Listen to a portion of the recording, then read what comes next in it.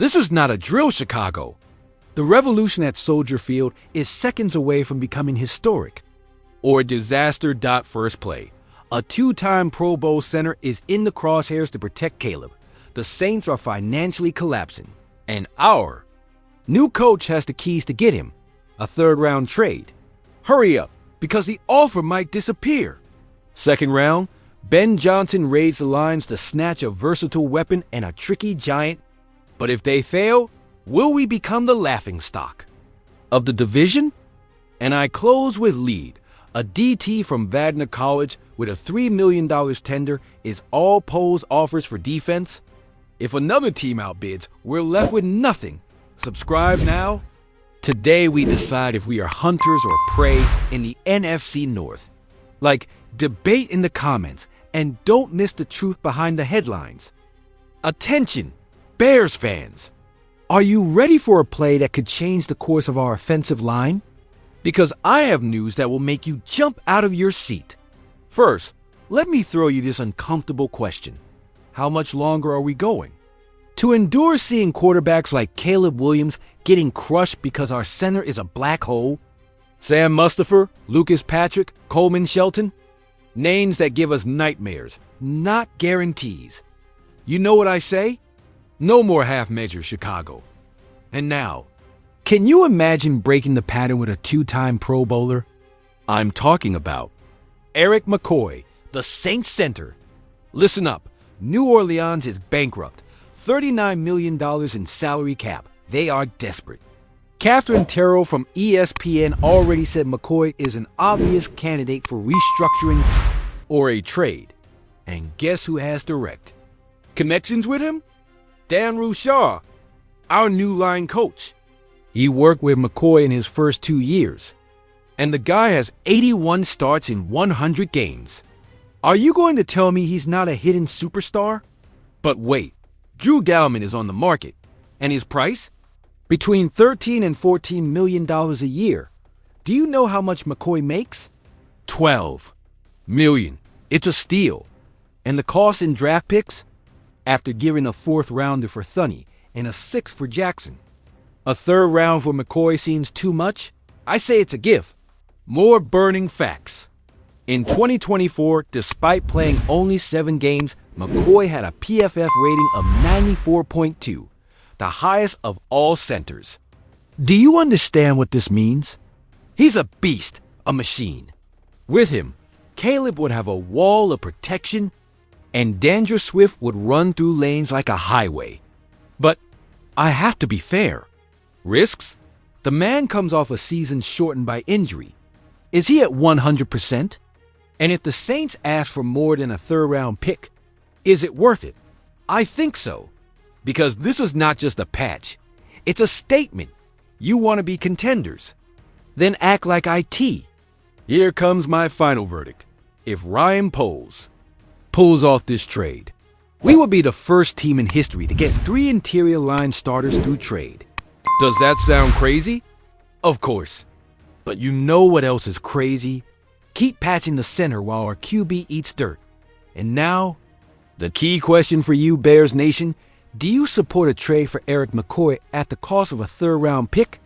Or do you prefer to go for Dalman and spend more money? Do you think Ben Johnson is becoming the big bad wolf of the NFC North?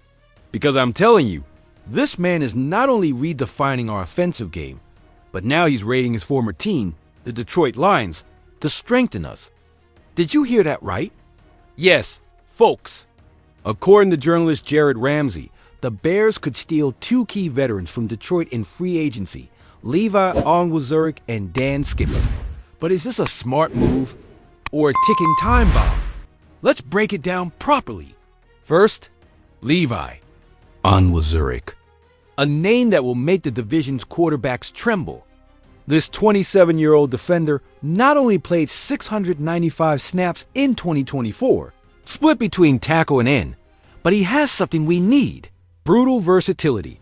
With a PFF rating of 70.2 and an estimated price of $8 million a year. Is this the guy who can provide depth and experience to our defensive line? I think so. Plus, do you know what else he brings?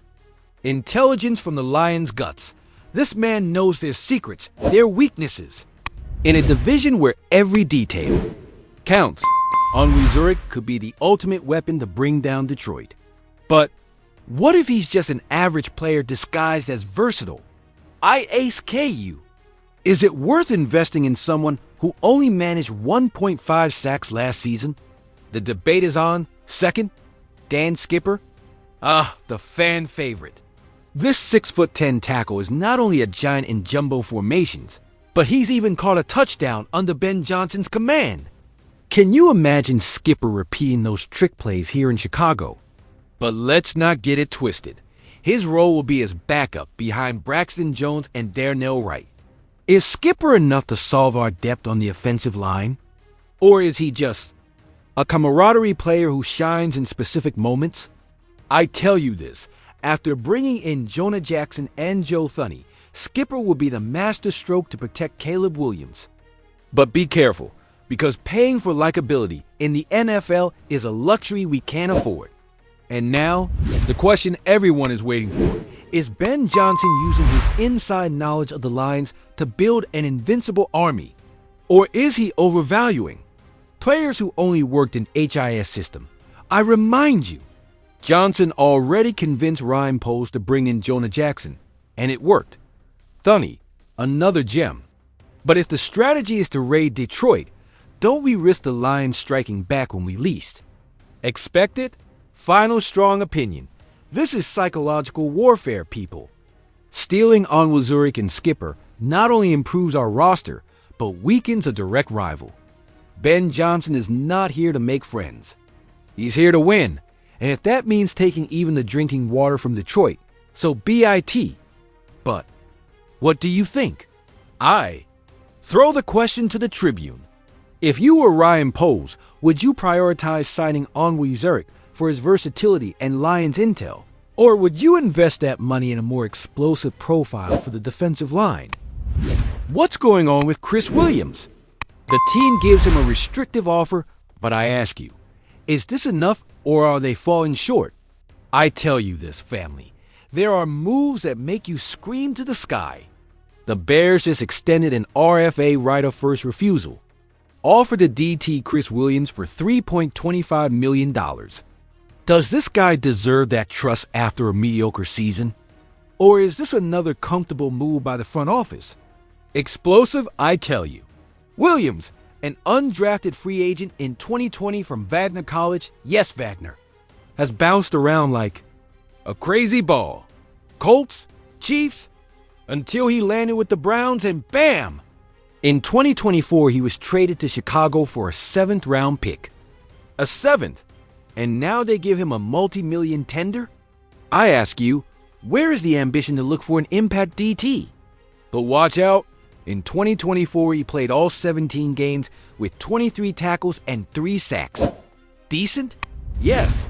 Revolutionary? No. I am clear.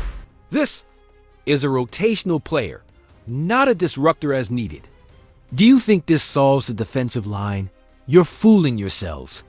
Chicago has to be more aggressive in free agency or the draft.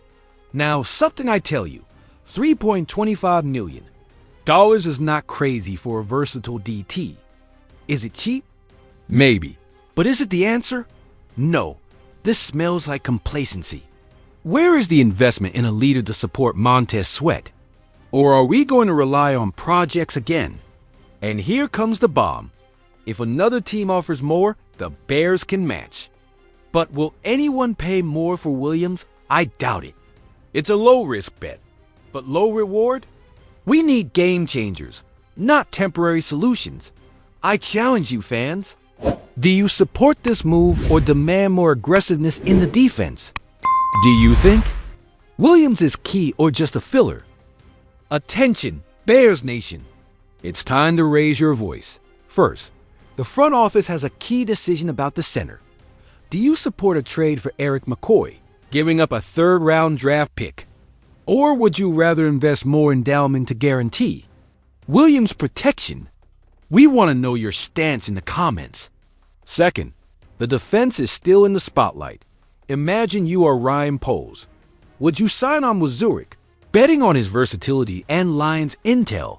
Or would you look for more explosive and impactful talent, even if it means spending more capital? Don't hold back your opinion. This is Bears democracy. Third, let's talk about under-the-radar moves. Do you think the acquisition of Williams is a strategic move to strengthen the defense, or just a temporary patch? Do you demand more aggressiveness in the next moves, or would you trust this plan? This is your community, your Bears family. Leave your response in the comments, and don't forget to subscribe to the channel to not miss exclusive analysis, hot rumors, and passionate debates. Together, we build the legacy of this franchise. Turn on the bell, share this video with a Bears colleague, and see you in the next edition. Bear down, family.